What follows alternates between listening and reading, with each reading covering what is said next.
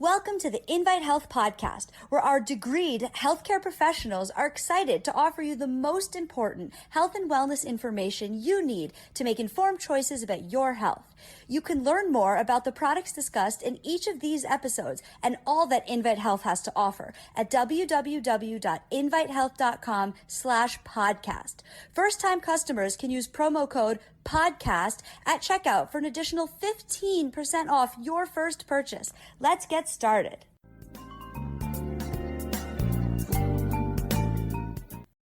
Cranberries are highly underrated for their health benefits. Now, cranberries have a very high antioxidant content, especially polyphenols. These are very powerful anti-inflammatory antioxidants. So this makes them healthy.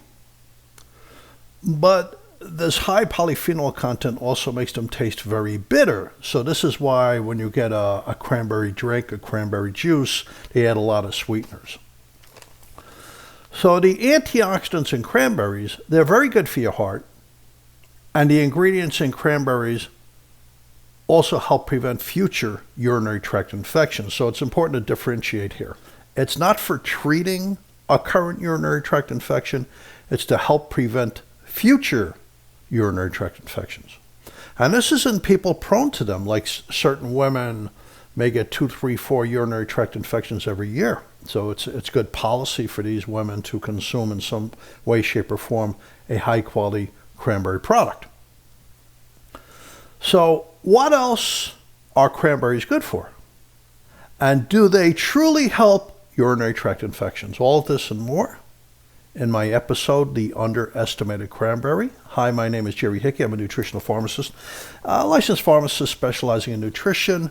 I'm also the senior scientific officer and a scientific director over here at Invite Health. You can find all of the Invite podcast episodes for free wherever you listen to podcasts, or just go to invitehealth.com/podcast. You can also find Invite on Facebook, Twitter, and Instagram at Invite Health. And the description of this podcast is everything I talk about is in the podcast description.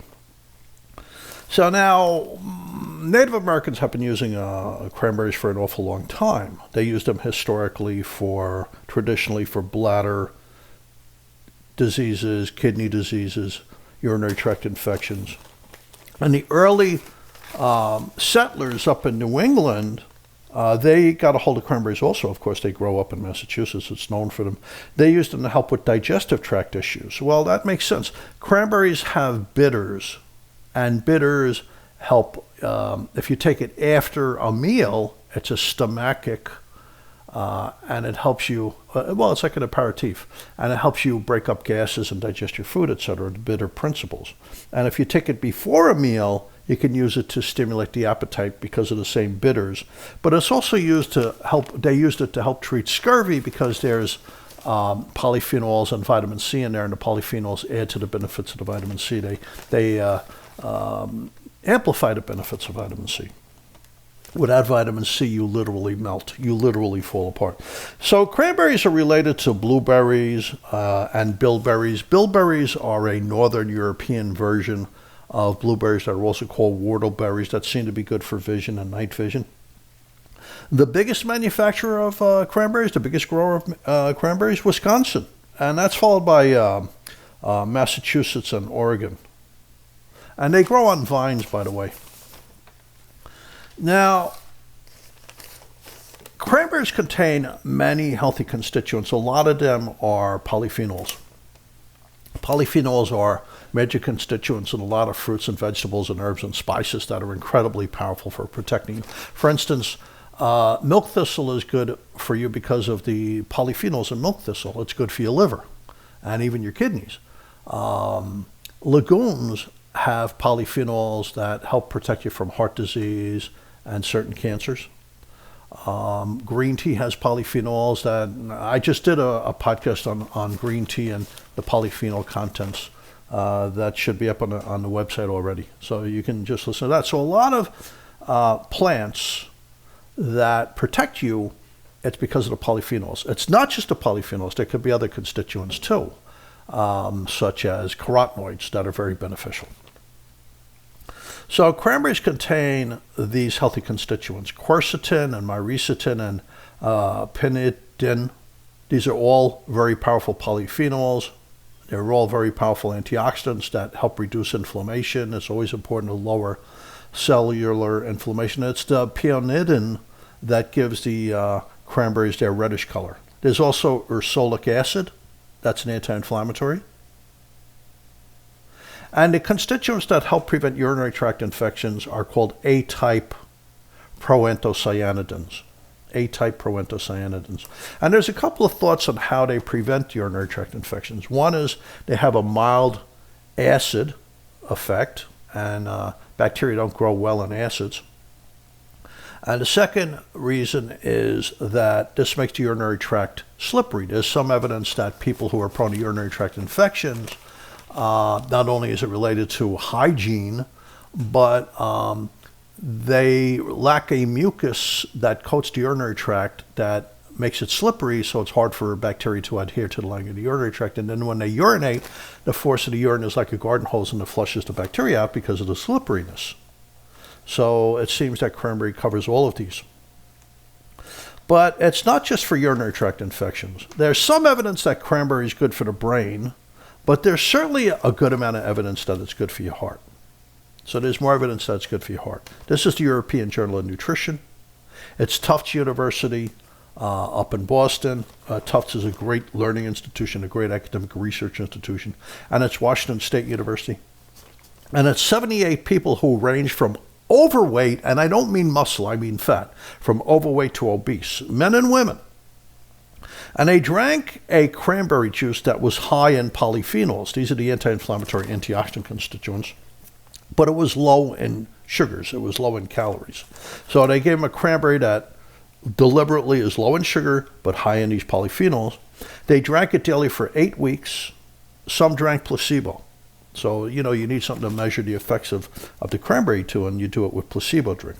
So that would be a cranberry minus the polyphenols. And the cranberry improved their control of their blood sugar. Now, this is important. People who are overweight with fat and people who are obese, they're prone to higher levels of insulin in their blood, and eventually the insulin doesn't work. They develop insulin resistance, and their sugar stays high, and then they develop prediabetes and eventually diabetes. So it lowered the serum insulin levels, which is good, meaning that cranberry potentially has some ability to lower your risk of developing diabetes if you're not in shape. And it lowered something called CRP. That's really interesting. CRP stands for C-reactive protein. It's released from your liver when you're inflamed. So it's a proxy for inflammation. We don't know if CRP itself is good or bad. Does it add to the problem or does it protect you? But we know when your CRP goes up, you're inflamed. So it was lowering CRP, meaning it was lowering inflammation. That's good because that CRP inflammation is bad for the heart and the brain, etc. It's bad for the kidneys. And it raised a little bit HDL, good cholesterol. You never want super high levels of good cholesterol because then it becomes bad cholesterol, like the LDL does. But you want it to be in a good range, like maybe 40 to 50. So the cranberry was upping the HDL a couple of points, which is something that's very difficult to do. So once again, across the board, as a public health policy, having foods like cranberry, lowering inflammation and helping balance your sugar and slightly boosting HDL is a way to lower your risk of heart disease and strokes and heart attack and potentially cancers. So here's the journal Chemical Interventions in Nutrition, March 2020, and it's a meta-analysis. Now, I've explained this a number of times, but not everybody listens to every podcast. A meta-analysis is when you choose a bunch of studies. So the researchers go and they say, we have this criteria. So the criteria in this case would be heart health and cranberries.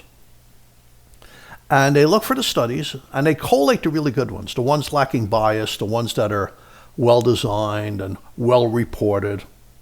And that really means something one way or the other. And when you put together a bunch of these studies, first of all, it gives you a much bigger population, so it gives you a lot more power, a lot more people. It's a more powerful study. And also there's all different academic research institutions and clinicians and scientists involved and statisticians involved. So it's a more sure way to prove something either works or it doesn't work. So if a meta-analysis is done properly, it tells you something works or it doesn't work.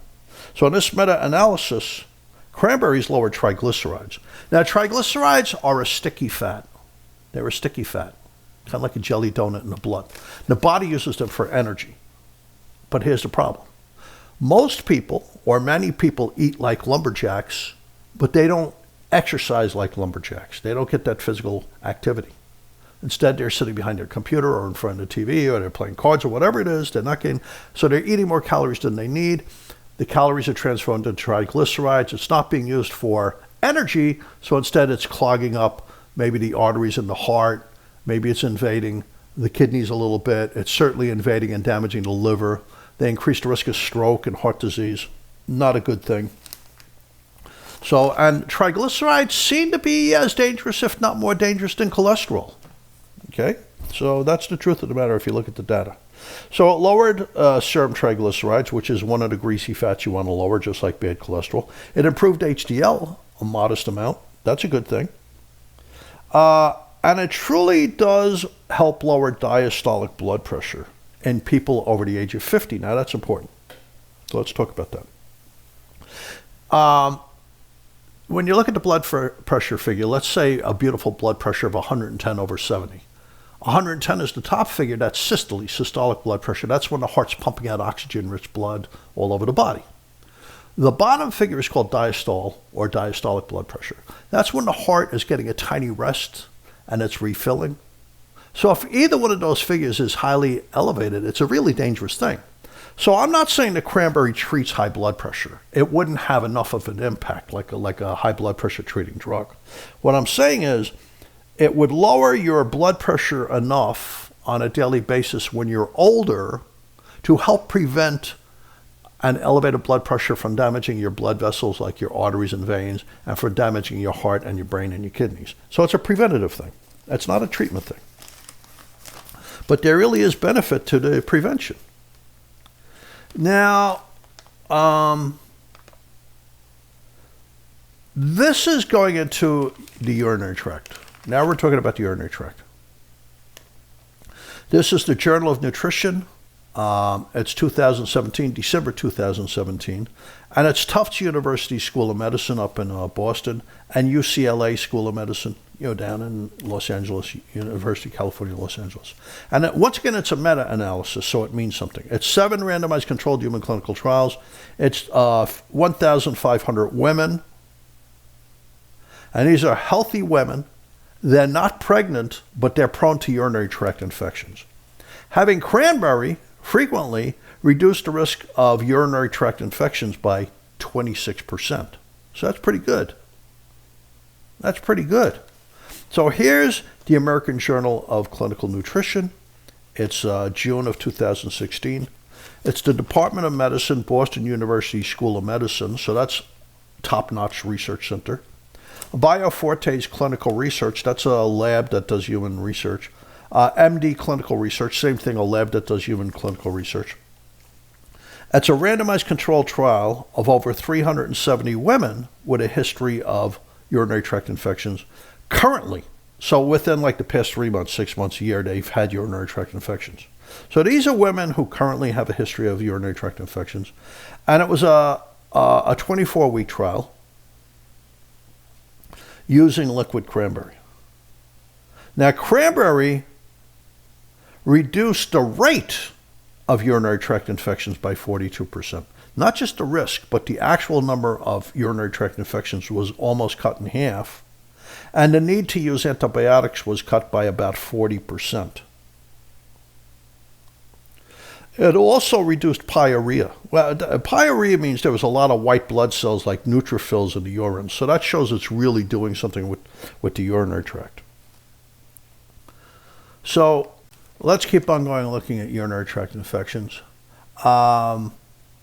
This is the Marucci Center at Rutgers University and the Cochrane Kidney and Transplant Register, which is a specialized register. So this is a highly credible review of human clinical trials.